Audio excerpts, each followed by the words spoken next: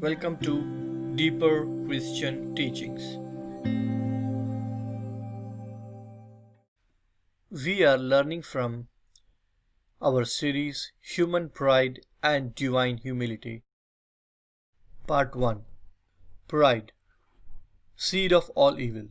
Long before man was created, God created angels. However, some of them fell due to pride. Hell was not in the plan of God, and it was not created to send man there. God had to prepare hell or everlasting fire for the punishment of the fallen angels or demons. Depart from me, ye cursed, into everlasting fire, prepared for the devil and his angels. We read in Matthew 25, verse 41. So pride is directly connected with hell, or pride creates hell, and therefore pride is hell. The all-wise God, while creating man, took all precautions that man may not fall by pride. God created angels with light, and some of them fell because of pride. However, our loving, caring God made man out of dust, so that he has nothing to be proud of, the material with which he was made. After God made man out of the dust of the ground, he planted a garden in Eden and put the man there. Why did God make man out of the ordinary dust of the ground and not from the dust of the Garden of Eden? If God had made man in the Garden of Eden, man could have boasted, I am not made of any ordinary dust, but the garden dust. Our gracious God wanted to avoid any proud boastings of man.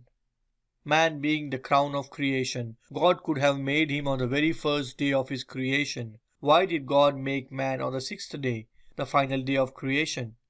And that too on the sixth day after creating all other things, including the cattle and the creeping things. If God had created man on the first day of his creation, perhaps man could have boasted, I helped God in the 6 days of God's creation. Although our all-wise God had taken all the precautions that man should not become proud and fall, still look at our state today. From the crown of our head to the sole of our feet, pride like a blood-sucking worm is sticking to us. Yet we are blind to it. May the Lord open our eyes to get rid of this dangerous blood-sucking worm before it is too late. Although the love of money is called the root of all evil, pride is the seed of all evil. From the seed only the root grows.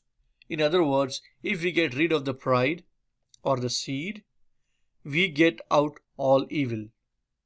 Remember, God gave the promise, there shall no evil befall thee, to those humble saints who dwell in the secret place of the Most High, or those who humbly hide themselves in the Lord. What a blessed truth! If we are truly humble, the blessed promise is ours. There shall no evil befall thee. Let us tremble at the grim fact, the more we are proud, the more we are vulnerable to all evil. May the Lord help us to humbly hide ourselves in our Most High God, so that instead of all evil, we may receive all good. What is the first sign of pride?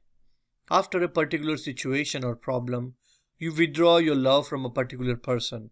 Or else, after you heard what that person had spoken or done against you or against your family, you are not able to love that person as you used to.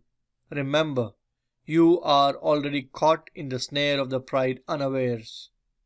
Pride hardens the heart, the very first action of this most terrible monster. Why is this the first action of pride? Once your heart is hardened, you are no more sensitive to God's voice or God's word. You may be able to see others' pride, but you become blind to yours. Humility helps us to be tender-hearted, forgiving one another. Read in Ephesians 4:31. Dear friend, perhaps you may be caught in the snare of pride already. Already so much evil is taking place in your life, and you are wondering why God is not helping you. Please ask the Lord for the grace to love your enemies with a very special love. Whatever love you have withdrawn from that person, maybe from your own husband or wife or mother-in-law, etc. Ask the Lord for grace to restore twofold. If you have found grace to love your enemies as such, you are free from the snare of pride. We will learn deeper about human pride and divine humility in next sessions. May God bless you.